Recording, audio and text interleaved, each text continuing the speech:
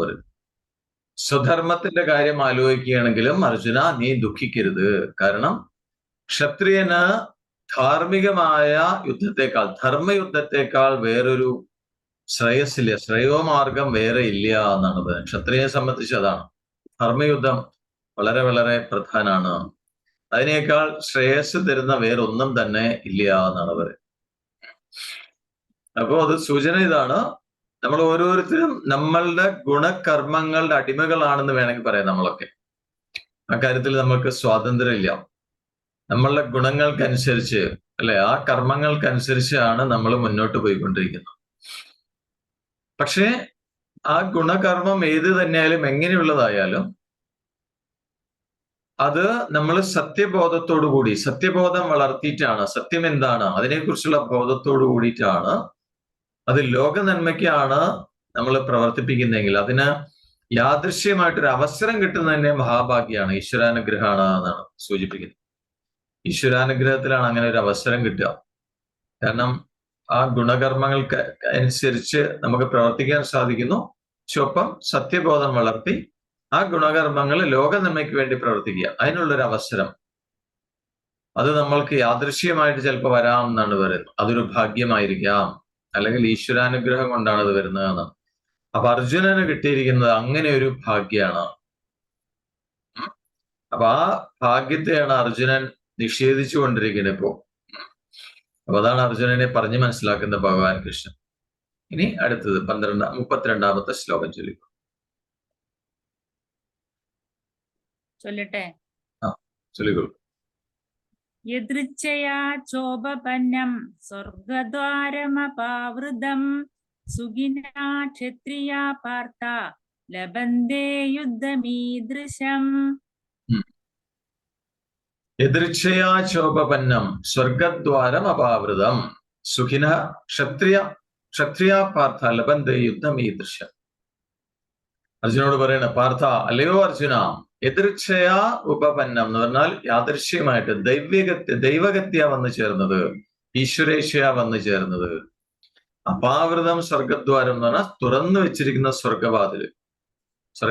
സ്വർഗവാതില് അപാവൃതം, തുറന്നു വെച്ചിരിക്കുകയാണ്. അത് സ്വർഗത്തിലേക്കുള്ള വാതിലാണ് എന്ന് പറയണം. ഏതാണ് സ്വർഗത്തിലേക്കുള്ള വാതിൽ? ഈ ദൃശ്യം യുദ്ധം, ഇപ്രകാരമുള്ള യുദ്ധം. ഇത് ധർമ്മയുദ്ധമാണ് നേരത്തെ പറഞ്ഞു. ആ ധാർമ്മികമായിട്ടുള്ള യുദ്ധം എന്ന് പറയുന്നത് സ്വർഗത്തിലേക്കുള്ള വാതിൽ തുറന്നു വെച്ച പോലെയാണ്. സുഖിന ക്ഷത്രിയ ലഭന്തേ, ഇത് ആർക്കാണ് കിട്ടുക? പുണ്യം ചെയ്ത ക്ഷത്രിയന്മാർക്ക് മാത്രം ഇത്ര അവസരങ്ങൾ കിട്ടുള്ളൂ എന്ന് അർജുനോട് പറയും. അപ്പൊ അർജുന, നിനക്ക് വന്നു ചേർന്നിട്ടുള്ള ഈ ഒരു അവസരം, യുദ്ധം ചെയ്യാനുള്ള ഈ ഒരു അവസരം എന്ന് പറയുന്നത് ഈശ്വരേച്ഛയ വന്നതാണ്, ദൈവഗത്യ വന്നു ചേർന്നതാണ്. ഏതാ ഈ യുദ്ധം എന്ന് പറയുന്നത്? എന്ന് മാത്രമല്ല, ഈ ധർമ്മ യുദ്ധം എന്ന് പറയുന്നത് തുറന്നു വെച്ചിരിക്കുന്ന സ്വർഗവാതിലാണ് ഈ യുദ്ധം എന്ന് പറയുന്നത്. അപ്പൊ ഇതാർക്കാണ് ഇതിനുള്ള ഒരു അവസരം കിട്ടുക ചോദിച്ചു കഴിഞ്ഞാൽ, പുണ്യം ചെയ്ത ക്ഷത്രിയന്മാർക്ക് മാത്രമേ ഈ അവസരം ലഭിക്കുള്ളൂ. ആ അവസരത്തെയാണ് അർജുനനിപ്പോ നഷ്ടപ്പെടുത്തിക്കൊണ്ടിരിക്കുന്നത്, നഷ്ടപ്പെടുത്താൻ പുറപ്പെടുന്നത്. അപ്പോ നേരത്തെ അർജുനന്റെ ഉള്ളിൽ ഒരു സംശയം വരാമെന്ന് പറഞ്ഞു. സ്വന്തം ആളുകളെയാണ് വധിക്കാൻ പോകുന്നത്. അപ്പൊ സ്വജനങ്ങളെ വധിക്കുക എന്ന് പറഞ്ഞു കഴിഞ്ഞാൽ അത് സുഖത്തെ, എല്ലാ സുഖങ്ങളെയും നഷ്ടപ്പെടുത്തുന്നതല്ലേ എന്നൊരു സംശയം ഉണ്ടാവാം അർജുനൻ.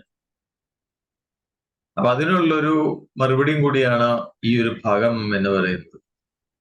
നമ്മളുടെ ഗുണകർമ്മങ്ങൾ എന്ന് പറയുന്നത് ഒരാള് ജീവിതത്തില് വളരെ കാലം കൊണ്ട് അഭ്യസിച്ച് ഉറപ്പിക്കുന്നവയാണ് ഈ ഗുണകർമ്മങ്ങൾ എന്ന് പറയുന്നത്. നമ്മളുടെ ഗുണങ്ങള്, കർമ്മങ്ങൾ.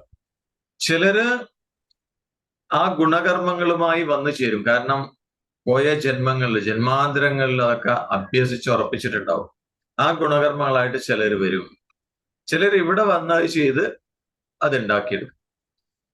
അപ്പൊ ഈ ജന്മത്തിൽ തന്നെ ചിലർ ഈ ജന്മത്തിൽ തന്നെ ഗുണകർമ്മങ്ങൾ അഭ്യസിച്ച് ഉറപ്പിക്കും എന്നാണ് ചില നല്ല കാര്യങ്ങൾ.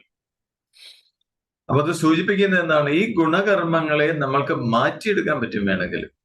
എങ്ങനെ? നമ്മൾക്ക് ആ കമ്മിറ്റ്മെന്റ് ഉണ്ടെങ്കിൽ, ആ അഭ്യാസത്തോടെ പ്രാക്ടീസ് ചെയ്തുകൊണ്ട് അതിൽ വേണമെങ്കിൽ മാറ്റം വരുത്താം.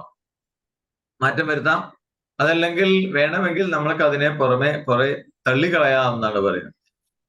അതിനെ സ്വീകരിക്കാതെ ഈ ഗുണകർമ്മങ്ങളൊക്കെ നമ്മൾക്ക് വേണ്ടാന്ന് വെക്കാൻ, തള്ളിക്കളയാൻ പറ്റും. ഒന്നുകിൽ മാറ്റിയെടുക്കാം, അല്ലെങ്കിൽ തള്ളിക്കളയാൻ പറ്റും. പക്ഷേ ഇത് അത്ര എളുപ്പത്തിൽ സാധിക്കില്ല ആർക്കും. അത്ര എളുപ്പത്തിൽ സാധിക്കില്ല. പറ്റും, ഇത് പോസിബിൾ ആണ്. പക്ഷെ അതിന് കുറച്ച് സമയമെടുക്കും, പ്രാക്ടീസ് വേണം, കുറച്ച് സമയമെടുക്കും. കാരണം ഉള്ളില് ആ ആസുരിക ഭാവനകൾ കൊണ്ട് നിറഞ്ഞിട്ടുണ്ടാവും ഗുണകർമ്മങ്ങൾ, അല്ലെ? അങ്ങനെയുള്ള ഗുണകർമ്മങ്ങൾ ഉണ്ടാവും. അപ്പൊ അതിനെ പതുക്കെ പതുക്കെ നീക്കം ചെയ്യണം, അല്ലെ? അതിനെ ധൈര്യപൂർവം പതുക്കെ നീക്കം ചെയ്ത് പിന്നെത് വേണം, ആസുരിക ഭാവനയ്ക്ക് പകരം ദൈവിക ഭാവന, ദൈവീ സമ്പത്ത്, അതുകൊണ്ട് നിറഞ്ഞ ഗുണകർമ്മങ്ങളെ നമ്മൾ പ്രാക്ടീസ് ചെയ്യണം, അത് ഉറപ്പിക്കണം ഉള്ളില് എന്നാണ് പറയുന്നത്. അപ്പൊ അങ്ങനെ അത് ഉറപ്പിച്ചു കഴിഞ്ഞാൽ പിന്നെന്ത് വേണം? സത്യം എന്താണെന്ന് മനസ്സിലാക്കുക, സത്യബോധം, അല്ലെ? ആ ബോധം, അതിലേക്ക് വരിക. എന്നിട്ട് അവസാനം എന്ത് വേണം? ഈ ദൈവീ സമ്പത്ത് നിറഞ്ഞ ഗുണകർമ്മങ്ങളെയും മാറ്റി സ്വരൂപം സാക്ഷാത്കരിക്കണം എന്നാണ് പറയുന്നത്. അപ്പൊ എല്ലാ ഗുണകർമ്മങ്ങളെ എല്ലാം നീക്കിയാലേ അത് സാക്ഷാത്കരിക്കാനായിട്ട് പറ്റുള്ളൂ. അത് ദൈവീ സമ്പത്തായാലും ആസുരീ സമ്പത്തായാലും. അപ്പോ ഇതിലേക്ക് എത്താനായിട്ട് ദൈവീ സമ്പത്ത് വേണം, അതിനനുസരിച്ചുള്ള ഗുണകർമ്മങ്ങൾ ഉണ്ടാവണം. പക്ഷേ അവസാനം അതിനെയും വേണ്ടാന്ന് വെക്കണം എന്നാണ് പറയുന്നത്. അതിനെയും വേണ്ടാന്ന് വെക്കുമ്പോഴാണ് സ്വരൂപത്തെ സാക്ഷാത്കരിക്കാൻ സാധിക്കുള്ളൂ. ഇതിന് ശ്രേയോ മാർഗം എന്നാണ്, ശ്രേയസ്സിലേക്കുള്ള മാർഗം എന്നാണ് ഇതിന് പറയുന്നത്. അപ്പൊ ഒന്ന് ശ്രേയോ മാർഗം എന്ന് പറഞ്ഞാൽ നമ്മൾക്ക് നമ്മളിലേക്ക് തന്നെ വരിക, രക്ഷപ്പെടാനുള്ള മാർഗമാണ്, മോക്ഷമാർഗമാണ് ഈ ശ്രേയോ മാർഗം എന്ന് പറയും. പിന്നെ അടുത്തത് പ്രയോമാർഗം എന്ന് പറയും, പ്രയോമാർഗം. അപ്പോ ശ്രേയോമാർഗം എന്ന് പറയുന്നത് സാധാരണ നമ്മളുടെ സ്വരൂപത്തിൽ നിന്ന് അകന്നു പോകുമ്പോഴാണ് നമ്മൾക്ക് പല ഗുണകർമ്മങ്ങൾ നമ്മളിലേക്ക് വരിക, അല്ലെ? പല ഗുണകർമ്മം, കാരണം ഓരോരോ കർമ്മങ്ങൾ ചെയ്ത് നമ്മൾ ഇതിൽ നിന്ന് അകന്നകന്ന് പോകും. അങ്ങനെ അകന്നകന്ന് പോകും തോറും വീണ്ടും വീണ്ടും ഗുണകർമ്മങ്ങൾ ഇങ്ങനെ വന്നുകൊണ്ടിരിക്കും ഉള്ളിൽ. അപ്പൊ അതിനെന്ത് വേണം? അതിനെ ഇനിയും മുന്നോട്ട് പോകുന്നവരെ തിരിച്ചു നടക്കുക, ആ സോഴ്സിലേക്ക്, ഉറവിടത്തിലേക്ക് തിരിച്ചു നടക്കുക എന്ന് പറഞ്ഞാൽ സത്യത്തിലേക്ക് തന്നെ തിരിച്ചു വരിക. അങ്ങനെ തിരിച്ചു വന്നുകൊണ്ടിരിക്കുമ്പോ അനുഭവിച്ചു തീർക്കുന്ന ആ മാർഗത്തിന് ശ്രേയോമാർഗം എന്ന്, ആ ഗുണകർമ്മങ്ങളൊക്കെ അനുഭവിച്ച് തീർക്കണം, അത് ശ്രേയോമാർഗം, ശ്രേയസ്സിലേക്കുള്ള മാർഗം. ഇതിന് നിവൃത്തി മാർഗം എന്ന് പറയും. നിവൃത്തി മാർഗം എന്ന് പറഞ്ഞാൽ തിരിച്ചു വരിക, അവനവനിലേക്ക് തന്നെ തിരിച്ചു വരലാണ് നിവൃത്തി മാർഗം എന്ന് പറയുന്നത്. നേരെ മറിച്ച് തന്നിൽ നിന്ന് ദൂരെ പോകുന്നതോ, ഇപ്പോ എവിടെയാണോ ഇപ്പൊ എത്തി നിൽക്കുന്നത് അവിടെ നിന്ന് വീണ്ടും കർമ്മങ്ങൾ ചെയ്ത് ഗുണകർമ്മങ്ങൾ വീണ്ടും സമ്പാദിച്ച് വീണ്ടും നേടി സത്യത്തിൽ നിന്ന് വീണ്ടും വീണ്ടും ദൂരേക്ക് പോകുന്നതിന് പ്രയോമാർഗം എന്ന് പറയും. പ്രേയസ് എന്ന് പറഞ്ഞാൽ പ്രവൃത്തി മാർഗം, അല്ലെ? നമ്മൾ ഓരോ പ്രവൃത്തി ചെയ്യുന്തോറും ഇതിൽ നിന്ന് ഇങ്ങനെ അകന്നകന്ന് പോയിക്കൊണ്ടിരിക്കുകയാണ് യഥാർത്ഥത്തിൽ. എങ്ങനെയുള്ള പ്രവൃത്തി? ആസുരിക സമ്പത്ത് നിറഞ്ഞ പ്രവൃത്തി, അല്ലെ? ആ ഗുണകർമ്മങ്ങളോടുള്ള പ്രവൃത്തി, അത് ഈശ്വരനിൽ നിന്ന് അകന്നകന്ന് പോകലാണ്. അപ്പൊ പ്രവൃത്തി മാർഗം എന്ന് പറഞ്ഞാൽ പ്രവൃത്തി മാർഗത്തിലാണ് നമ്മൾ പെടുന്നതെങ്കിൽ രണ്ട് മാർഗങ്ങളാണ്, ഒന്ന് നിവൃത്തി മാർഗം, പിന്നൊന്ന് പ്രവൃത്തി മാർഗം. പ്രവൃത്തി മാർഗം എന്ന് പറഞ്ഞു കഴിഞ്ഞാൽ അതില് പണി അവസാനിക്കുകയില്ല, അങ്ങനെ ചെയ്തുകൊണ്ടേയിരിക്കും. മനസ്സിലാവുന്നുണ്ടാവും? അതിങ്ങനെ ചെയ്തുകൊണ്ടിരിക്കുമ്പോ എന്താ സംഭവിക്കുക വെച്ച് കഴിഞ്ഞാൽ ജനന മരണം ഇങ്ങനെ ആവർത്തിച്ച് വന്നുകൊണ്ടേയിരിക്കും, അതിലൂടെ അങ്ങനെ കടന്നു പോവാം, ആ ഒരു ചക്രത്തിലൂടെ അങ്ങനെ മുന്നോട്ട് പോയിക്കൊണ്ടേയിരിക്കും. അതാണ് പ്രവൃത്തി മാർഗം എന്ന് പറയുന്നത്. പക്ഷെ നിവൃത്തി മാർഗം എന്ന് പറഞ്ഞാൽ എന്താണ്? ഇതെല്ലാം അവസാനിപ്പിച്ച് തിരിച്ചു വരലാണ് പ്രവൃത്തി മാർഗം. അവസാനിപ്പിക്കുക എന്ന് പറഞ്ഞാൽ തിരിച്ചു വരുമ്പോ സ്വധർമ്മം അനുഷ്ഠിച്ചുകൊണ്ട്, അല്ലെ? ആ തിരിച്ചു വരൽ, അതാണ് നിവൃത്തി മാർഗം എന്നതിന് പറയും.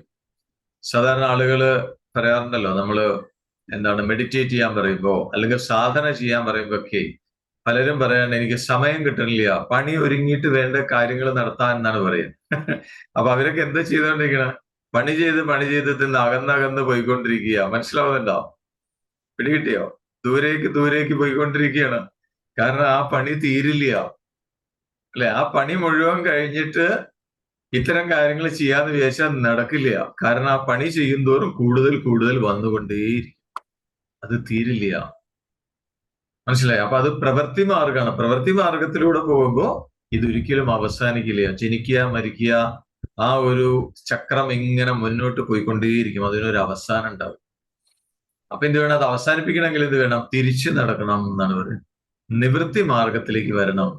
അപ്പൊ ഈ നിവൃത്തി മാർഗം എന്ന് പറഞ്ഞാൽ നമ്മൾ മോക്ഷമാർഗമാണ്, മോക്ഷത്തിലേക്കുള്ള മാർഗമാണ്. അത് പക്ഷേ നമ്മൾ തിരിച്ചു നടക്കാൻ തുടങ്ങിയാൽ ഈ ഒരു ജന്മം കൊണ്ട് തന്നെ സാധിച്ചു എന്ന് വരില്ല, ചിലപ്പോ സാധിച്ചോളണം എന്നില്ല. പക്ഷേ എന്നാലും വിഷമിക്കാനില്ല എന്നാണ് പറയുന്നത്. ഈ ജന്മം കൊണ്ട് നമ്മൾക്ക് ആ ലക്ഷ്യത്തിലേക്ക് എത്തിയില്ലെങ്കിലും നമ്മൾ ഈ ജന്മത്തിൽ എത്രത്തോളം തിരിച്ചു നടന്നോ അതിന്റെ പുണ്യം നമ്മൾക്ക് കിട്ടും എന്നാണ് പറയുന്നത്. എത്രത്തോളം നമ്മൾ ചെയ്തു, ഈശ്വരി സമ്പത്തിനനുസരിച്ച് ഗുണകർമ്മങ്ങൾ അനുഷ്ഠിച്ചത് നിവൃത്തി മാർഗത്തില് എത്ര ദൂരം നമ്മൾ വന്നോ അത്രയും പുണ്യം നമ്മൾ സമ്പാദിക്കും എന്നാണ് പറയുന്നത്. അപ്പൊ അതുകൊണ്ടുള്ള ഗുണം എന്താണെന്ന് ചോദിച്ചു കഴിഞ്ഞാൽ ആ പുണ്യത്തിനനുസരിച്ച് നമ്മൾ ഈ ശരീരത്തിൽ നിന്ന് പോകുമ്പോൾ നല്ല വിശിഷ്ടമായ ലോകങ്ങളിൽ പോയിട്ട് സുഖം അനുഭവിക്കാനായിട്ട് വരും എന്നാണ് പറയുന്നത്. എന്നിട്ട് തിരിച്ചു വരും വീണ്ടും. അപ്പൊ തിരിച്ചു വന്നു കഴിഞ്ഞാൽ പിന്നെ ആദ്യം മുതൽ തുടങ്ങേണ്ട ആവശ്യമില്ല. ഈ ജന്മത്തിൽ എവിടെയാണോ നമ്മൾ നിർത്തിയത് അവിടെ നിന്ന് തുടങ്ങിയാൽ മതി. മനസ്സിലായോ? നേരത്തെ നിർത്തിയെടുത്ത് നിന്ന് വീണ്ടും തുടങ്ങാം. അപ്പോ ആദ്യം നടന്ന ദൂരം വീണ്ടും നടക്കേണ്ട ആവശ്യമില്ല എന്നർത്ഥം. മനസ്സിലാവുന്നുണ്ടോ? അപ്പൊ ഈ ജന്മത്തിൽ നമ്മൾക്ക് നേടാൻ കഴിഞ്ഞില്ലെങ്കിലും ഒരു കുഴപ്പമില്ല എന്നാണ്. എത്രത്തോളം നമ്മൾ എത്തുന്നു അത്രയും നല്ലതാണ് എന്നാണ് പറയുന്നത്. അത്രയും നല്ലതാണ്. അപ്പോ എന്താണ് ബാക്കി വഴി നമ്മൾ, അതുകൊണ്ടാണ് നമ്മൾ ഈ ജന്മത്തിൽ ചെയ്യുന്ന തപസ്, ഇതുമാതിരിയുള്ള സാധനാനുഷ്ഠാനങ്ങള് ഇതൊന്നും ഒരിക്കലും അതുകൊണ്ടാണ് ഇതിന് സാധന എന്ന് പറയുന്നത്. ദാറ്റ് ഈസ് ദ വെൽത്ത് എന്ന് പറയാനുള്ള കാരണം അതാണ്. ഈ ധനം എവിടെയും പോവില്ല. മനസ്സിലായോ? സാധന എന്ന് പറയുന്ന ആ സമ്പത്ത്, ആ ധനം ഒരിക്കലും നഷ്ടമാവില്ല. അത് നമ്മൾ എത്രത്തോളം നമ്മൾ നേടിയിട്ടുണ്ടോ അത് നമ്മളുടെ കൂടെ ഉണ്ടാവും. അപ്പൊ ഈ ജന്മത്തിൽ അത് പൂർത്തിയാക്കാൻ സാധിച്ചില്ലെങ്കിൽ കുഴപ്പമില്ല. വീണ്ടും ഈ ജന്മത്തിൽ എത്രത്തോളമാണ് നമ്മൾ സമ്പാദിച്ചു വെച്ചിരിക്കുന്നത് അതിനനുസരിച്ചുള്ള പുണ്യത്തിനനുസരിച്ച് നമ്മൾ വിശിഷ്ട ലോകങ്ങളിലേക്ക് പോവും. അവിടെ നിന്ന് സുഖങ്ങളൊക്കെ അനുഭവിച്ച് വീണ്ടും തിരിച്ചു വരും. ആ ജന്മത്തിൽ തിരിച്ചു വന്നു കഴിഞ്ഞാൽ മുമ്പ് നമ്മൾ എവിടെയാണോ നിർത്തിയിരിക്കുന്ന അവിടെ നിന്ന് തുടങ്ങിയാൽ മതി എന്നാണ് പറയുന്നത്. മനസ്സിലായോ? അപ്പൊ അത്രേ വേണ്ടു. അപ്പൊ ഈ ചെയ്യുന്നതൊന്നും ഒരിക്കലും നഷ്ടമാവില്ല എന്നാണ്. ഇത് ഭഗവാൻ അതില് 6-ാം അധ്യായത്തിൽ അത് പറയുന്നുണ്ട്. ഇതിനെക്കുറിച്ച് വീണ്ടും പറയുന്നത്. അപ്പൊ ഈ പുണ്യം അനുഭവിച്ചു കഴിഞ്ഞാൽ, പുണ്യം കർമ്മങ്ങൾ ചെയ്യുമ്പോ നമ്മള് ഏതാണ് ഈ വിശിഷ്ടമായ ലോകങ്ങളിൽ എത്തുക എന്ന് ചോദിച്ചു കഴിഞ്ഞാൽ ആ സുഖം അനുഭവിക്കുന്ന ലോകത്തിന്റെ പേരാണ് സ്വർഗം എന്ന് പറയുന്നത്. അപ്പോ സ്വർഗീയ സുഖം അനുഭവിക്കും എന്നർത്ഥം അതിലൂടെ. അപ്പൊ ആ പുണ്യം തീരുമ്പോഴാണ് വീണ്ടും തിരിച്ചു വരിക. പിന്നെ ബാക്കിയുള്ള ദൂരം കൂടി നമുക്ക് നടന്ന് തീർക്കേണ്ടത് എന്നുള്ളത്. അപ്പൊ അർജുനൻ എന്ന് പറഞ്ഞു കഴിഞ്ഞാൽ തന്റെ ഗുണകർമ്മങ്ങളെയൊക്കെ ദൈവീ സമ്പത്ത് കൊണ്ട് നിറയ്ക്കുകയാണ്, അല്ലെ? ദൈവീ സമ്പന്നമാക്കിക്കൊണ്ടിരിക്കുന്ന ആളാണ് അർജുനൻ. പക്ഷെ എന്നാലും ഒരു ക്ഷത്രിയനെ സംബന്ധിച്ചുള്ള ആ യുദ്ധവാസന അർജുനന്റെ ഉള്ളിലുണ്ട്. യുദ്ധം ചെയ്യാനുള്ള വാസന അർജുനന്റെ ഉള്ളിൽ അവശേഷിക്കുന്നുണ്ട്. അപ്പോ അതെന്ത് വേണം? അത് യുദ്ധം ചെയ്തിട്ട് തന്നെ തീർക്കണം. പക്ഷെ യുദ്ധം ചെയ്യുമ്പോ അതിനെ നല്ല വഴിക്ക് തിരിച്ചുവിടുകയാണ്. ധർമ്മത്തിന് നേരെ തിരിച്ചുവിടുക, സത്യത്തിന് നേരെ തിരിച്ചുവിടാൻ ആണ് ഇവിടെ ചെയ്തുകൊണ്ടിരിക്കുന്നത്. അപ്പൊ സത്യത്തിന്റെ നേരെ തിരിച്ചുവിടാനായിട്ട് ഒരു ധർമ്മയുദ്ധത്തിനുള്ള അവസരമാണ് അർജുനൻ ഇവിടെ കിട്ടിയിരിക്കുന്നത്. അപ്പൊ യഥാർത്ഥത്തിൽ അർജുനൻ ഇവിടെ യുദ്ധം ചെയ്യുന്നത് നല്ലതാണ് എന്നാണ് പറയുന്നത്. അർജുനൻ ഒരു ദോഷവും വരില്ല. കാരണം അർജുനൻ അതിലൂടെ ആ സത്യസാക്ഷാത്കാരാണ് അനുഭവിക്കാനായിട്ട് പോകുന്നത് ഈ യുദ്ധം ചെയ്യുന്നതിലൂടെ. കാരണം ആ വാസന ഉള്ളിലുണ്ട്. അപ്പൊ അതിനെ ദൈവീ സമ്പത്തുമായി ചേർത്ത് മുന്നോട്ട് കൊണ്ടുപോകാൻ മാത്രമേ വേണ്ടൂ. അപ്പൊ ഇവിടെ ധർമ്മയുദ്ധം എന്ന് പറയുന്നത് ഒരു ക്ഷത്രിയനെ സംബന്ധിച്ച് ഈശ്വരനിലേക്ക് അല്ലെങ്കിൽ സത്യത്തിലേക്ക് തിരിച്ചു കൊണ്ടുവരുന്ന ഒരു പുണ്യകർമ്മമാണ് ക്ഷത്രിയനെ സംബന്ധിച്ച് ധർമ്മയുദ്ധം എന്ന് പറയും. ഇനി ആ ധർമ്മയുദ്ധത്തില് അർജുനൻ മരിക്കാനിടയായി എന്ന് വിചാരിക്കുക. മരിക്കാനിടയായി ആ ശ്രേയസ്സിലേക്കുള്ള മാർഗം, ശ്രേയോമാർഗം പൂർത്തിയാക്കാൻ അവസരം കിട്ടിയില്ല എന്ന് വിചാരിക്കുക. എന്നാലും വിഷമിക്കേണ്ട ആവശ്യമില്ല. എന്താ കാരണം ചോദിച്ചാൽ നേരത്തെ പറഞ്ഞില്ലേ, അതുവരെയുള്ള പുണ്യത്തിന്റെ ഫലമായിട്ട് ആ സ്വർഗം അനുഭവിച്ച് തിരിച്ചു വരാം. തിരിച്ചു വന്ന വീണ്ടും ഈ ശ്രേയോമാർഗത്തിലൂടെ എവിടെയാണോ ഇപ്പൊ അർജുനൻ നിർത്തിവെക്കുന്ന അവിടുന്ന് വീണ്ടും യാത്ര തുടരാം എന്നാണ് പറയുന്നത്. അതുകൊണ്ടാണ് ഈ ധർമ്മയുദ്ധത്തെ ഇത് അർജുനന് വേണ്ടി തുറന്നു വെച്ചിരിക്കുന്ന സ്വർഗവാതിലാണ് എന്ന് പറയാനുള്ള കാരണം അതാണ്. അതൊരിക്കലും നഷ്ടമാവില്ല. അത് വീണ്ടും അടുത്ത് വരുന്ന ശ്ലോകത്തിൽ അത് ഒന്നുകൂടെ ഉറപ്പിച്ചു പറയുന്നു. അപ്പൊ ഇനി ദൈവീ സമ്പത്ത് വളർത്തി ആ ശ്രേയോമാർഗത്തില് സത്യമാർഗത്തില് യാത്ര ചെയ്യുന്ന ഒരാള് തന്റെ ആ ഗുണകർമ്മങ്ങളൊക്കെ പൂർണ്ണമായും പ്രവർത്തിച്ച് അവസാനിപ്പിക്കണം യഥാർത്ഥത്തിൽ. അല്ലെ? എല്ലാ ഗുണകർമ്മങ്ങൾ ദൈവീ സമ്പത്തായാലും ശരി, ആസുരി സമ്പത്തായാലും ശരി, അത് മുഴുവൻ ഇല്ലാതാവണം. അപ്പോഴേ മോക്ഷത്തിലേക്ക് എത്താൻ പറ്റുള്ളൂ. അപ്പൊ ഇവിടെ ദൈവീ സമ്പത്തോടുകൂടി ആ ശ്രേയോമാർഗത്തിൽ യാത്ര ചെയ്യുന്ന ഒരാള് തന്റെ ആ ഗുണകർമ്മങ്ങൾക്ക് മുഴുവനായും പ്രവർത്തിച്ച് അവസാനിക്കാനുള്ളൊരു അവസരം കിട്ടുമ്പോൾ, ധാർമ്മികമായിട്ടുള്ളൊരു അവസരം കിട്ടുമ്പോൾ അതിൽ നിന്ന് പിന്മാറുകയാണെങ്കിൽ എന്താ അതിന്റെ അർത്ഥം? ഈ ശ്രേയോമാർഗത്തിൽ നിന്ന് പിന്മാറുകയാണ് എന്നാണ് അർത്ഥം. സത്യത്തിലേക്കുള്ള വഴിയിൽ നിന്ന് ആള് തിരിച്ചു നടക്കുകയാണ് എന്നാണ് അതിന്റെ അർത്ഥം. അപ്പൊ അതുകൊണ്ട് എന്താ സംഭവിക്കുക ചോദിച്ചു കഴിഞ്ഞാൽ അത് എന്താണ്? ശ്രേയസ്സിനെ ഇല്ലാതാക്കും, അകീർത്തികരമാണ് എന്നാണ് അവർ.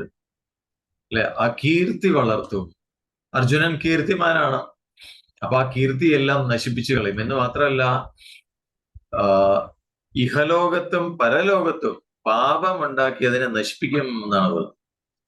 പാപം കൂടി പുണ്യമൊക്കെ നഷ്ടപ്പെടും, പാപം വർദ്ധിച്ച് ഇഹലോകവും പരലോകവും ഒക്കെ ഹനിക്ക് നശിപ്പിക്കും എന്നാണ് പറയുന്നത്.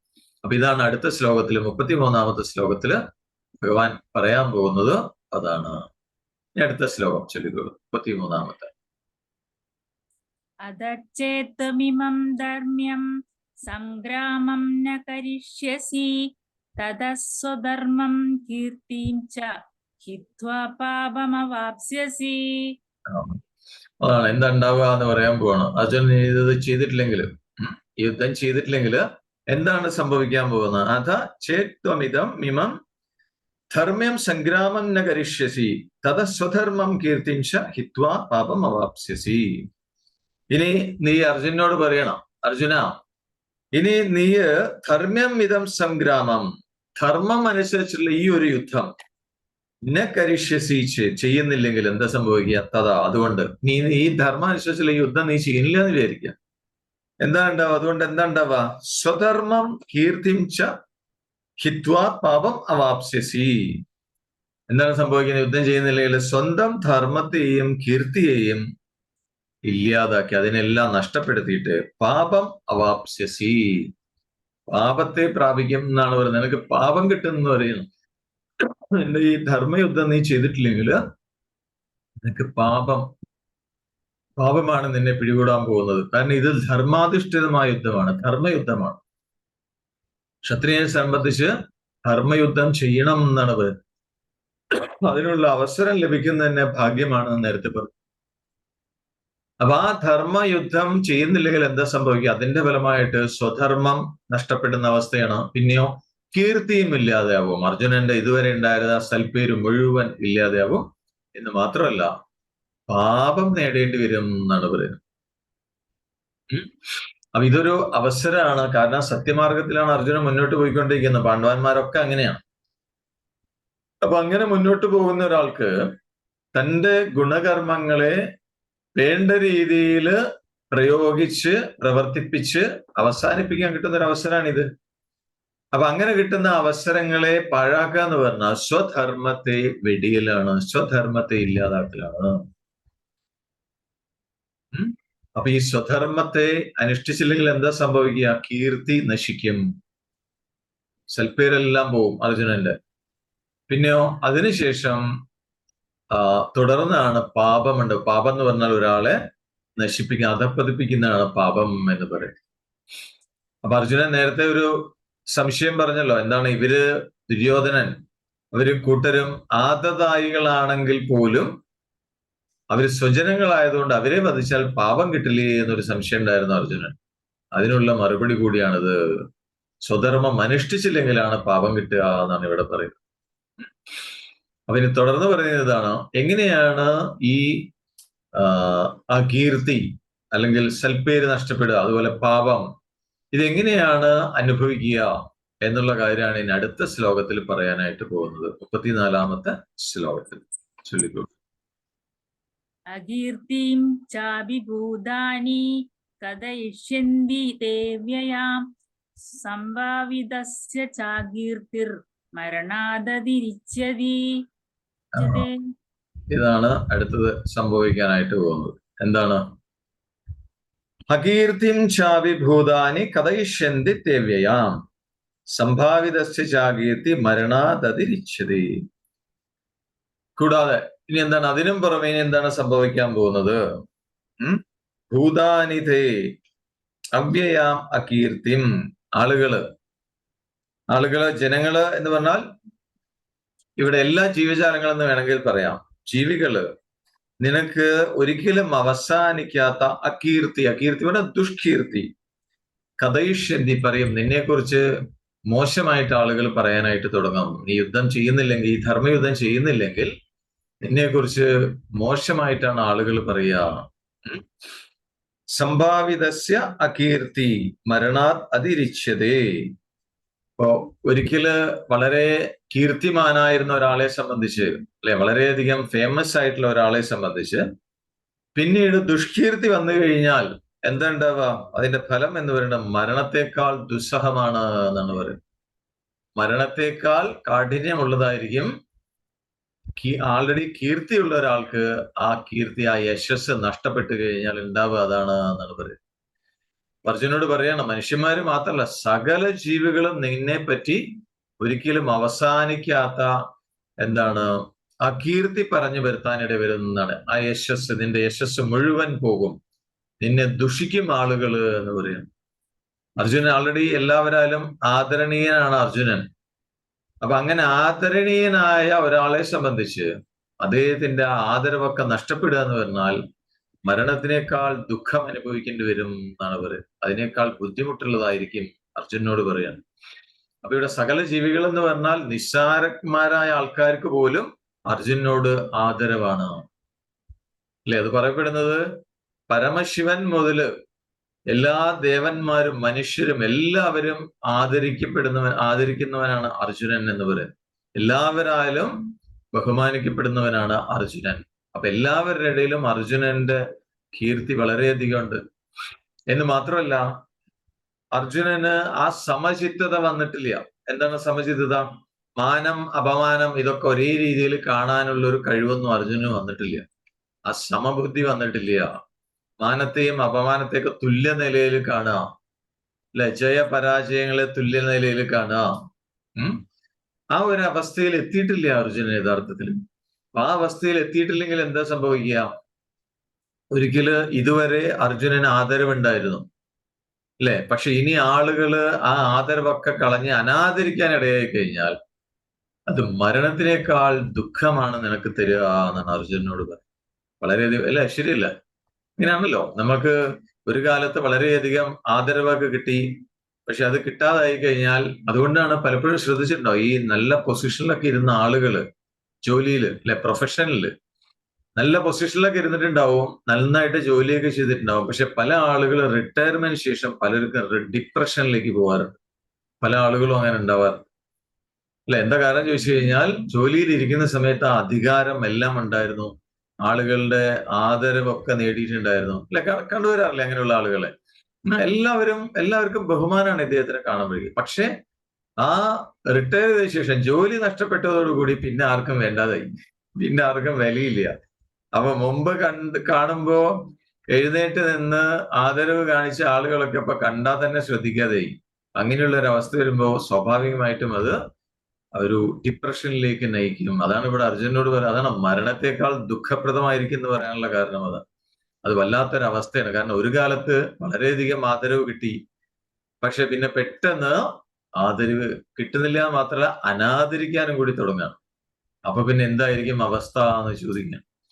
അപ്പൊ ഇതില് ഈ അർജുനന്റെ കാര്യത്തില് എന്താണ് ഇവിടെ അകീർത്തി എന്ന് പറയുന്നത്? അർജുനന്റെ യശസ് നഷ്ടപ്പെടുക എന്ന് പറഞ്ഞാൽ എന്താണ്? കാരണം അർജുനൻ എന്തുകൊണ്ടാണ് യുദ്ധം ചെയ്യാതിരിക്കുന്നത്? ബന്ധുക്കളോട്, തനിക്ക് വേണ്ടപ്പെട്ടവരുള്ള സ്നേഹം, അല്ലെ? അതുകൊണ്ടാണല്ലോ അർജുനൻ യുദ്ധം ചെയ്യുന്നില്ല എന്ന് പറയുന്നത്. അപ്പൊ അതിനെങ്ങനെയാണ് അകീർത്തി വരിക എന്നൊരു സംശയം വരാം. അപ്പൊ അതിനുള്ള മറുപടിയാണ് ഇനി അടുത്ത 2 ശ്ലോകങ്ങൾ കൊണ്ട് ഭഗവാൻ പറയാൻ ഉദ്ദേശിക്കുന്നത്. 35-ാമത്തെ ശ്ലോകം.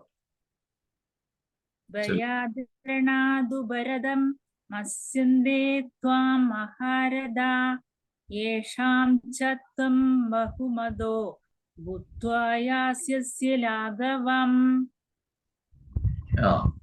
അടുത്തതിൽ പറയണം, ഭയാദ്രണാദുപരിതം നംസ്യന്തേ ത്വാ മഹാരഥാഃ യേഷാം ചത്വം ബഹുമത ഭൂത്വാ യാസ്യസി ലാഘവം. അതാണ് പറയുന്നത്. എന്താണ് അതിൽ അകീർത്തി എന്താണ് എന്നുള്ളത് പറയണം. അകീർത്തി എന്ന് പറഞ്ഞാൽ ഇതാണ്. മഹാരഥാഹ എന്ന് പറഞ്ഞാൽ മഹാരഥന്മാരായ ആളുകൾ ആരൊക്കെയാണ്? ഭീഷ്മര്, ദ്രോണര് തുടങ്ങിയവരൊക്കെ.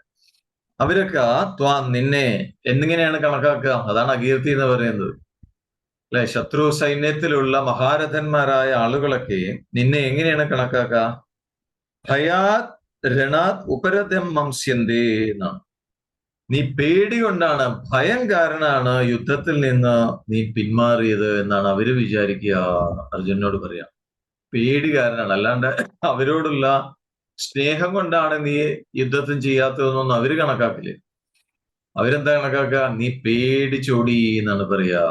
മംസ്യന്തേ എന്ന് പറഞ്ഞാൽ കണക്കാക്കുന്ന അർത്ഥം.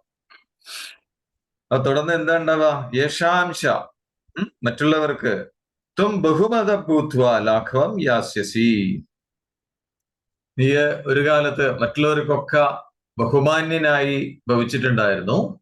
അവർക്കൊക്കെ അവരുടെ മനസ്സിൽ ഇനി നിന്നെ കുറിച്ച് എന്തായിരിക്കും? ത്വം ലാഘവം യാസ്യസി, നീ വളരെ നിസ്സാരനായി തീരും എന്നാണ് പറയുന്നത്. ഇതുവരെ നിന്നെ വളരെ ഗൗരവത്തോടുകൂടി ആദരവോടുകൂടി കണ്ടിട്ടുള്ള മറ്റുള്ളവരൊക്കെ അവരൊക്കെ നിന്നെ വളരെ നിസ്സാരമായിട്ട് കണക്കാക്കും. അപ്പൊ മഹാരഥന്മാര്, ഭീഷ്മര്, ദ്രോണര് തുടങ്ങിയ മഹാരഥന്മാരൊക്കെ നിന്നെ കണക്കാക്കുക നീ പേടിച്ച് യുദ്ധത്തിൽ നിന്ന് പിന്മാറിയതാണ്, പേടിച്ചോടിയതാന്നൊക്കെ പറയില്ലേ, എന്ന് അവര് കണക്കാക്കും. അതേപോലെ നിന്നെ ആദരിക്കുന്ന മറ്റുള്ള ആളുകള്, നിന്നെ ബഹുമാനിക്കുന്ന മറ്റുള്ള ആളുകൾക്ക് അവരെ സംബന്ധിച്ച് നിന്നോടുള്ള എല്ലാ ബഹുമാനവും നഷ്ടപ്പെടും. അവരുടെ കണ്ണിൽ നീ ഒരു നിസ്സാരനായി തീരും എന്ന് പറയാം. അപ്പൊ ഇവിടെ കൗരവപക്ഷത്തുള്ള ആളുകൾ, അവിടെ മഹാരഥന്മാര്, മറ്റ് ആളുകളൊക്കെ അർജുനൻ ഈ യുദ്ധത്തിൽ നിന്ന് പിന്മാറുന്നത് കാരുണ്യം കൊണ്ടാണ്, അല്ലെങ്കിൽ ബന്ധുക്കളോടുള്ള സ്നേഹം കൊണ്ടാണ് എന്നൊന്നും അവര് വിചാരിക്കില്ല എന്നാണ്. അവരങ്ങനെ മനസ്സിലാക്കില്ല എന്നാണ്. എന്ന് മാത്രമല്ല, അവര് പറയുന്നതാവും പിന്നീട് മറ്റുള്ള ആളുകൾ വിശ്വസിക്കുക. അല്ലെ? അപ്പൊ എന്ത് സംഭവിക്കുക? അതിനുശേഷം പിന്നെ ലോകം മുഴുവനും ആളുകള് അർജുനനെ പരിഹാസത്തോട് കൂടിയിട്ടാണ് നോക്കിക്കാണുക എന്നാണ്. പരിഹസിച്ച് ചിരിക്കാൻ ഇടവരും എന്ന് പറയുന്നത് അർജുനൻ. കാരണം ഇപ്പൊ ഒരാൾക്ക് ഒരു വീഴ്ച ഉണ്ടായി കഴിഞ്ഞാൽ അത് കാത്തിരിക്കുന്ന ആളുകളുണ്ട് ഏറ്റു പറയാനായിട്ട്. അല്ലെ? ശരിയല്ല? നമ്മളിതൊക്കെ കാണാറില്ലാണ് ജീവിതത്തിൽ. നമ്മൾക്ക് നല്ല കാര്യങ്ങൾ ജീവിതത്തിൽ സംഭവിച്ചുകൊണ്ടിരിക്കുമ്പോ കൂടെ നിന്ന് ചിരിക്കാൻ ആളുണ്ടാവും. പക്ഷെ എന്നാലും പലരും നമ്മളുടെ വീഴ്ച കാണാൻ കാത്തിരിക്കുന്നവരായിരിക്കാം. നമുക്ക് പറയാൻ പറ്റില്ല. ശരിയല്ല? ഇതൊക്കെ നമ്മൾ ജീവിതത്തിൽ കണ്ടുകൊണ്ടിരിക്കുന്ന കാര്യങ്ങളാണ്. അപ്പൊ അവര് നല്ലതൊക്കെ പറയുന്നുണ്ടാവും നമ്മളെ കുറിച്ച്. പക്ഷെ നമ്മൾക്കൊരു വീഴ്ച സംഭവിച്ചു കഴിഞ്ഞാൽ പിന്നെന്താണ്? ആളുകൾ കാത്തിരിക്കുകയാണ് ഈ ഒരു അവസരം കിട്ടാനായിട്ട്, നമ്മളെ കുറിച്ച് മോശമായിട്ട് പറയാൻ അവസരം കിട്ടാൻ വേണ്ടി കാത്തിരിക്കുക. അപ്പൊ അങ്ങനെ ഒരു വീഴ്ച കിട്ടിക്കഴിഞ്ഞാൽ പിന്നീട് അതിനെക്കുറിച്ചാവും ആളുകൾ പറയാന്നാണ്. കാരണം ആളുകൾ കാത്തിരിക്കുകയാണ്, ഇവനൊന്ന് കൈ കിട്ടാൻ വേണ്ടി കാത്തിരിക്കുക എന്നൊക്കെ പറയില്ലേ. അപ്പൊ ഒരാൾക്ക് അങ്ങനെ ഒരു വീഴ്ച പറ്റിക്കഴിഞ്ഞാൽ അങ്ങനെ കാത്തിരിക്കുന്ന ആളുകള് ഈ വ്യക്തിയെ കുറിച്ച് മാക്സിമം പറ്റാവുന്നിടത്തോളം അപവാദങ്ങൾ അവര് തന്നെ ഉണ്ടാക്കി പറയാനായിട്ട് തുടങ്ങും. അല്ലെ? ഈ പറഞ്ഞ കാര്യം മാത്രമല്ല, കേട്ടത് കുറച്ച് ചെറുതായിരിക്കും, പക്ഷെ അതിന്റെ ഡബിൾ ആയിട്ട് അവര് സ്വന്തം നിലയ്ക്കും ഭാവനയ്ക്കനുസരിച്ചും ഉണ്ടാക്കി പറയാനായിട്ട് തുടങ്ങും എന്നാണ് പറയുന്നത്. അപ്പൊ ഭഗവാൻ ഇവിടെ മുന്നറിയിപ്പ് നൽകുന്നത് അർജുനനും ആ ഒരു അവസ്ഥയാണ് വരാൻ പോകുന്നതെന്നാണ് പറയുന്നത്. യുദ്ധത്തിൽ നിന്ന് പിന്മാറിക്കഴിഞ്ഞാൽ അർജുനനും ആ ഒരു അവസ്ഥയാണ് സംഭവിക്കാനായിട്ട് പോകുന്നത്. അതാണ് ഇനി പറയാൻ പോകുന്നതാണ്. അടുത്ത ശ്ലോകം 36-ാമത്തെ ശ്ലോകം ചൊല്ലുക. അവാചാവാദാംശ്ച ബഹുൻ വിദിഷ്യന്തി തവാഹിദാ നിന്ദസ്തവ സാമർത്ഥ്യം തതോ ദുഃഖതരം നുകീം. അടുത്ത ശ്ലോകത്തില് അർജുനനെ പറഞ്ഞ് മനസ്സിലാക്കണം. ഇവിടെ ഇങ്ങനെ എന്താണ് ബ്രെയിൻ വാഷ് ചെയ്തുകൊണ്ടിരിക്കുകയാണ് ഭഗവാൻ, അല്ല, യുദ്ധം ചെയ്യിക്കാനായിട്ട്. അടുത്ത ശ്ലോകത്തിൽ പറയുന്നു, അവാച്യവാദാംശ ബഹൂൻ വദിഷ്യന്തി തവാഹിദാഹ നിന്ദന്തസ്തവ സാമർത്ഥ്യം തതോ ദുഃഖതരം നുകിം. തവ അഹിത, അഹിത എന്ന് പറഞ്ഞാൽ ശത്രുക്കള്. നിന്നെ ഇഷ്ടമില്ലാത്ത ആളുകള്, നിന്റെ ശത്രുക്കള്, തവ സാമർത്ഥ്യം, നിന്റെ കഴിവിനെ കുറിച്ച്, നിന്റെ കഴിവിനെ കുറിച്ച് നിന്ദത എന്ന് പറഞ്ഞാൽ നിന്ദിച്ചുകൊണ്ടിരിക്കുന്നതാണ് അത്. പിന്നെയോ, പിന്നെന്താ സംഭവിക്കുക? ബഹു എന്ന് പറഞ്ഞാൽ വളരെയധികം, വളരെയധികം, വളരെ അവാച്യവാദാഞ്ച. അവാച്യ എന്ന് പറഞ്ഞാൽ പറയാൻ കൊള്ളാത്ത വാക്കുകൾ, നിന്നെ കുറിച്ച് ആളുകള് ധാരാളം പറയാൻ കൊള്ളാത്ത വാക്കുകൾ വധിഷ്യന്തി പറയുകയും ചെയ്യുന്നതാണ്. നിനക്ക് കേൾക്കാൻ ഇഷ്ടമില്ലാത്ത കാര്യങ്ങൾ ആളുകൾ നിന്നെ കുറിച്ച് പറയും. തഥാ ദുഃഖതരം കിംനു ആണ്. ഇതിനേക്കാൾ ദുഃഖകരമായ വേറൊരു കാര്യം എന്താണുള്ളത് അർജുന എന്ന് ചോദിക്കാം. നീ യുദ്ധം ചെയ്യാൻ മടിച്ച് യുദ്ധം ചെയ്യാതിരുന്നു കഴിഞ്ഞാൽ, നീ യുദ്ധം ചെയ്യാതിരിക്കുന്നത് കാരുണ്യം കൊണ്ടാണ്, ബന്ധുക്കളോടുള്ള സ്നേഹം കൊണ്ടാണ്. പക്ഷേ അവരെന്താ ചെയ്യാ? നേരത്തെ പറഞ്ഞു, നീ പേടിച്ചോടിയവനായിട്ട് കണക്കാക്കും, മറ്റുള്ളവര് നിന്നോടുള്ള ബഹുമാനം മറ്റുള്ളവർക്ക് നഷ്ടപ്പെടും, അനാദരവ് കാണിക്കും. അപ്പൊ ഇനി ഈ ശ്ലോകത്തിൽ പറയുന്നതാണ്, അവരെന്താണ് ആളുകൾ പറയാൻ പോകുന്നത്? നിന്റെ ശത്രുക്കള് നിന്റെ ഇതുവരെയുള്ള കഴിവിനെയൊക്കെ പുച്ഛിച്ച് തള്ളും എന്നാണ് പറയുന്നത്. അർജുനൻ എന്ന് പറഞ്ഞാൽ വില്ലാളി വീരനായിട്ടാണ് കണക്കാക്കപ്പെടുന്നത് അല്ല. അങ്ങനെ വില്ലാളി വീരനായ അർജുനൻ യുദ്ധം ചെയ്യാതിരുന്നാൽ നിന്റെ ഇതുവരെ ഉണ്ടായിരുന്ന നിന്റെ കഴിവിനെ മുഴുവൻ ആളുകൾ പരിഹസിക്കും, പുച്ഛിച്ച് തള്ളും. എന്ന് മാത്രമല്ല, പറയാൻ പാടില്ലാത്തതായ പല അപവാദങ്ങളും പറഞ്ഞു വരുത്തും നിന്നെ കുറിച്ച്.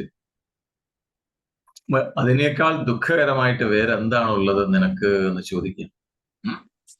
കാരണം അർജുനൻ എന്താണ്, അസ്ത്രവിദ്യയില് നമ്പർ 1 ആണ് അർജുനൻ, ഒന്നാമനായി ജയിച്ചതാണ് അല്ലെ. അസ്ത്രാഭ്യാസ പരീക്ഷയില് ഒന്നാമനായി ജനിച്ച റാങ്ക് ഹോൾഡറാണ് അർജുനൻ, ഒന്നാമതായി ജനിച്ച ആളാണ്. എന്ന് മാത്രമല്ല, ലക്ഷ്യം ഭേദിച്ച് ദ്രൗപദിയെ വരിച്ചത് അർജുനനാണ്. പിന്നെയോ ഗാന്ധീവം കൈക്കലാക്കിയത് അർജുനനാണ്. ഇതൊക്കെ അർജുനനാണ് ചെയ്തിരിക്കുന്നത്. യുദ്ധത്തില് പരമശിവനെ പോലും പ്രസാദിപ്പിച്ച് പാശുപതാസ്ത്രം നേടി അർജുനൻ. അങ്ങനെ പല കാര്യങ്ങളും, മഹത് കൃത്യങ്ങൾ ചെയ്തിട്ടുണ്ട് അർജുനൻ. പിന്നെയോ പിതാവിന് വേണ്ടി ദേവലോകത്ത് ചെന്ന് അസുരന്മാരെ ജയിച്ചു വന്നു. ഇങ്ങനെ പല കാര്യങ്ങളും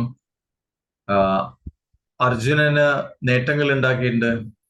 അപ്പൊ ദുര്യോധനൻ തുടങ്ങിയവരുടെ കണ്ണില് അർജുനൻ ഉയരത്തിൽ നിൽക്കാനുള്ള ഒരു കാരണം ഇതൊക്കെയാണ്. അർജുനനെ ജയിക്കാൻ പറ്റില്ല, അർജുനെ തോൽപ്പിക്കാൻ പറ്റില്ല എന്ന് ദുര്യോധനന്റെ മനസ്സിലുള്ള ചിന്ത വരാനുള്ള കാരണം ഇത്തരം കാര്യങ്ങളൊക്കെ, ഇത്തരം കൃത്യങ്ങളൊക്കെ അർജുനൻ ചെയ്തതുകൊണ്ടാണ്.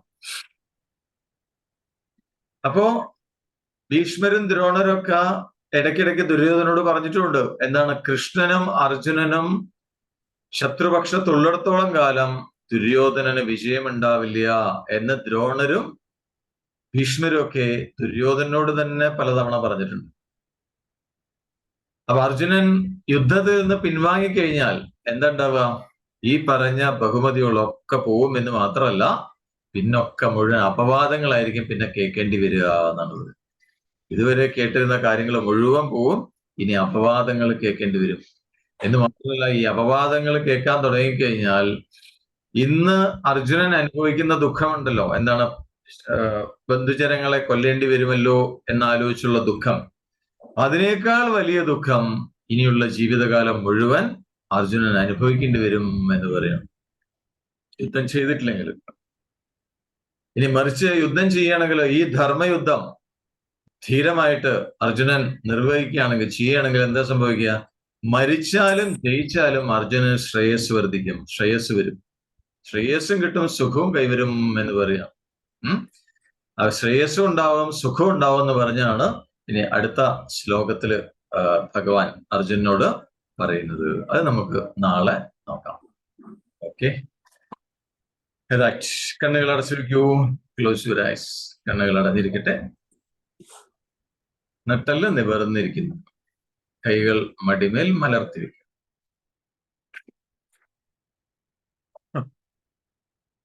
ദീർഘമായ ശ്വാസം എടുക്കാം,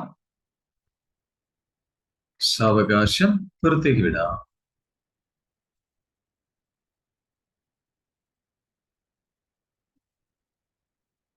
വീണ്ടും ഒരു ദീർഘമായ ശ്വാസം എടുക്കൂ, സാവകാശം പുറത്തേക്ക് വിടാം. കൈകൾ അയഞ്ഞിരിക്കുന്നു, തോളുകൾ അയഞ്ഞിരിക്കട്ടെ.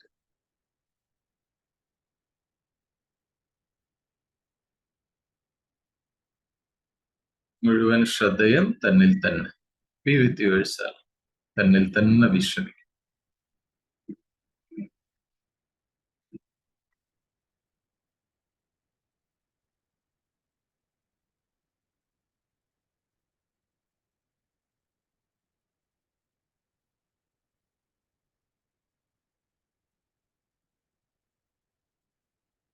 ഓം സം സമിത്യുവസേ വൃഷന്നഗ്നേ വിശ്വാനര്യ ഇളസ്പദേ സമിധ്യസേ സനോ വസൂന്യാഭര സംഗച്ഛധ്വം സംവദധ്വം സംവോമനാംസി ജാനത ദേവാഭാഗം യഥാ പൂർവേ സഞ്ജാനാന ഉപാസത്തെ സമാനോ മന്ത്രഃ സമിതിഃ സമാനീ സമാനം മനഃ സഹ ചിത്തമേഷ സമാനം മന്ത്രമഭിമന്ത്ര ഏവ സമാനേന വോഹവിഷാ ജുഹോമി സമാനീവ ആഗോദിഃ സമാനാ ഹൃദയാനി വഹ സമാനമസ്തു വോ മനോ യഥാ വസ്തു സഹാസതി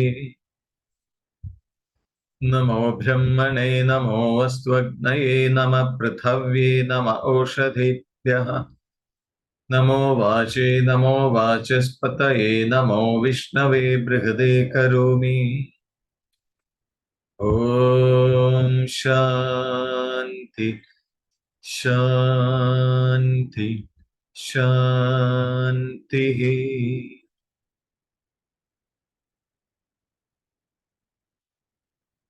ദീർഘമായി ശ്വാസം എടുക്കാം.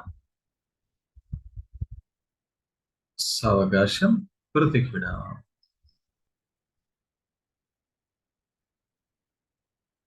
സ്വന്തം ശരീരത്തിലേക്കും ചുറ്റുപാടുകളിലേക്കും ശ്രദ്ധ കൊണ്ടുവന്നുകൊണ്ട് പൂർണ്ണ തൃപ്തിയോടുകൂടി വളരെ സന്തോഷപൂർവം സാവകാശം കണ്ണുകൾ തുറക്കാം.